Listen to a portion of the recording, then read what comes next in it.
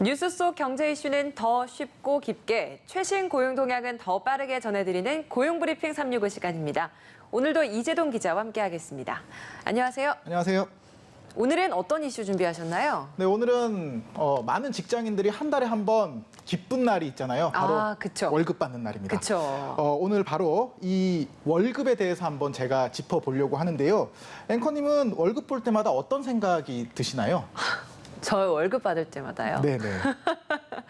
가슴이 답답해지기도 하고 좋았다가 너무 순식간에 또 사라지잖아요. 맞습니다. 스쳐간다고 하니까 금방 또 허무해지기도 하고요. 맞습니다. 뭐 방금 말씀처럼 사실 월급 좀 많았으면 좋겠다, 돈 좀 많이 벌었으면 그쵸. 좋겠다, 이런 마음 모든 직장인들의 마음일 겁니다.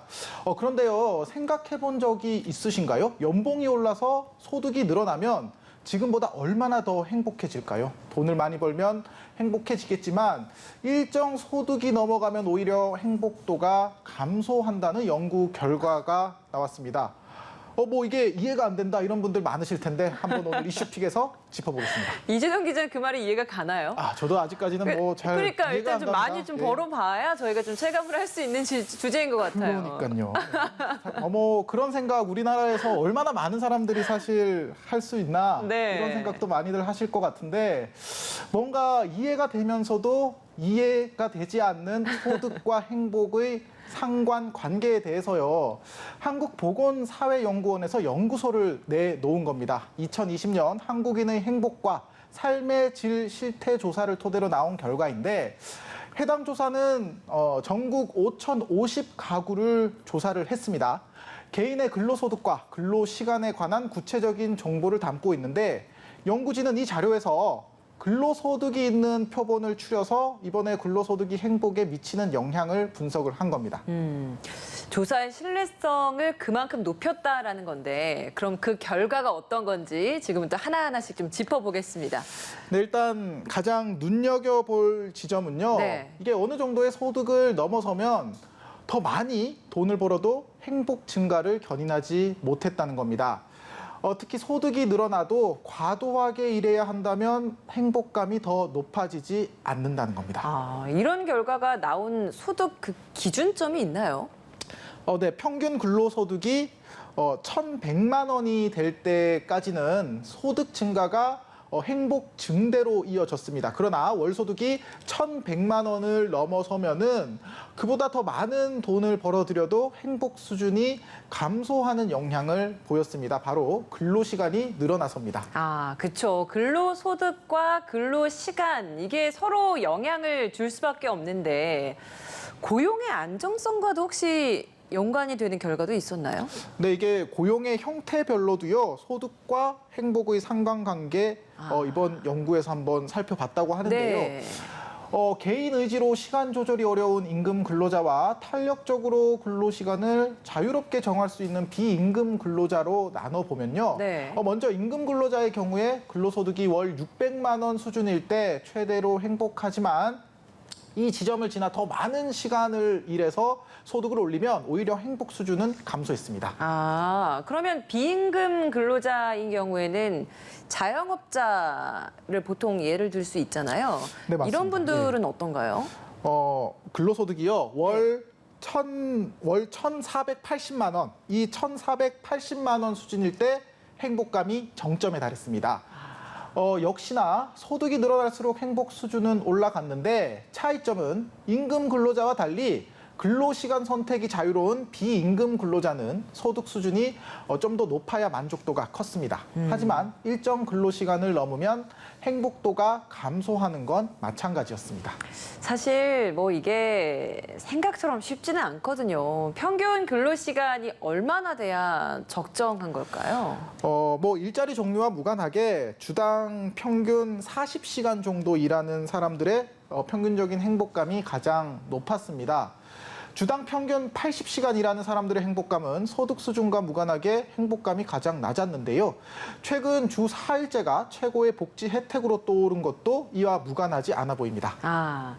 근데 이번 보고서에서도 그렇지만 실제로 저희 고용 브리핑을 통해서도 여러 번 전해드렸었는데 이 많은 직장인들이 설문조사에서 사실 좀 비슷한 맥락으로 그러니까 복지, 삶의 질 이 부분에 좀 더 많은 비중을 두는 설문조사 결과 답을 하시는 것 같아요.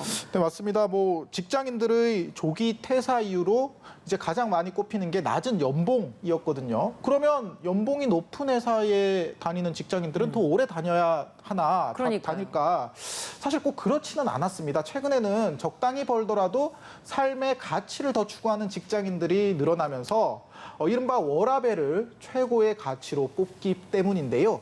한 취업 사이트 조사를 보면 MZ세대가 입사 1년도 안 돼서 짐을 싸서 회사를 떠나는 건 연봉보다 워라밸에 대한 불만족이 커서였습니다. 네. 혹시 이스털린의 역설이라고 아실까요? 처음 들어보는 표현인데요. 어떤 뜻인가요? 아무래도 이게 소득과 행복의 상관관계에 관한 연구는 국내외를 가리지 않고 계속돼 왔는데 결과는 오늘 전해드린 연구처럼 소득이 일정 수준에 이르러 기본적인 요구가 충족이 되면 행복도 정체되는 현상이 나타났습니다. 이를 경제학에서는 이스털린의 역설이라고 부릅니다. 1974년 미국 경제학자인 이스털린은 1946년부터 1970년에 걸쳐 전 세계 30여 개 나라에서 설문조사를 시행을 했습니다. 일정 시점이 지나면 돈을 아무리 더 벌어도 행복도가 높아지지 않는다는 결과를 도출해낸 겁니다. 소득의 크기가 행복의 크기를 결정한다는 전통 경제학의 기존 관점을 뒤집은 첫 연구로 꼽힙니다. 말씀해 주신 건 해외 사례이다 보니까 이 소득 증가와 행복에 대한 상관관계가 비단 우리나라만의 이야기는 아니라는 그런 이야기네요. 네, 그렇습니다. 2015년에 노벨 경제학상을 수상한 앵커 스티턴 프린스턴대 교수도 돈과 행복의 상관관계에 관한 연구 결과를 내놨습니다. 미국에서 45만 명을 대상으로 한 조사를 토대로 통계를 돌려봤더니 소득이 높아질수록 삶에 대한 만족도는 계속 높아지지만 행복감은 연봉 7만 5천 달러에서 멈춘다는 겁니다. 일정 수준을 채우고 나면 역시나 과도한 근로시간에 오히려 의욕이 저하되고 삶의 질도 떨어져섭니다. 네, 일자리 확보가 중요한 과제인데 일자리의 질과 안정성 모두가 필요하다라는 생각이 드네요. 네, 그렇습니다. 이게 뭐 안정적인 일자리를 통한 소득 확보가 중요한 정책 과제이긴 하지만요. 이렇게 소득을 확보하는 것만이 능사는 아닌 겁니다. 소득 보장과 더불어서 적정 시간 일하고 충분히 쉴 수 있는 사회 제도적 환경을 만드는 것 또한 국민의 행복을 높이는데 필수적이라고 볼 수 있습니다. 네, 한컷 이슈도 짚어보겠습니다. 오늘 한컷 이슈는 어떤 소식인가요? 네, 요즘 IT 업계의 구인난 심각하다는 소식 전해드렸었는데요. 우수 인재를 계속 회사에 묶어두기 위해서 업체마다 복지 혜택도 다양해지고 있습니다. 직원들이 희망에 따라 휴가비와 함께 휴가를 가거나 또 동료들과 함께 해외여행을 갈 수 있는 혜택도 등장을 했습니다. 또 다른 기업은 최근 국내 첫 문을 연 레고랜드를 통째로 빌려서 직원과 가족들이 모두 즐길 수 있는 복지 프로그램을 진행해 화제가 되기도 했습니다. 와, 그러고 보니까 정말 IT 기업도 연봉이 높지만 최고 연봉을 받는 곳보다 MZ세대는 일정 금액 이상이면 사내 복지가 좀 더 좋은 쪽으로 많이 기울게 되는 것 같네요. 네, 그렇습니다. 인재들을 최대한 많이 확보를 해야 하는 회사들로서는 기업들의 사원 복지 규모와 형식도 바꾸고 다양화하고 있습니다. 특히 평생 직장 개념 자체가 요즘에는 사라졌다 보니까 더 즉각적이고 단기적인 파격 혜택이 많아지고 있다고 합니다. 30년간 행복 가성비를 추적해온 한 경제학자는요. 할 일이 있고 사랑하는 사람이 있고 또 기대할 것이 있는 상태를 행복으로 정의했습니다. 여러분은 지금 행복을 느끼고 계신가요? 오늘도 이재동 기자와 함께했습니다. 고맙습니다. 고맙습니다. 지금까지 고용브리핑 365였습니다.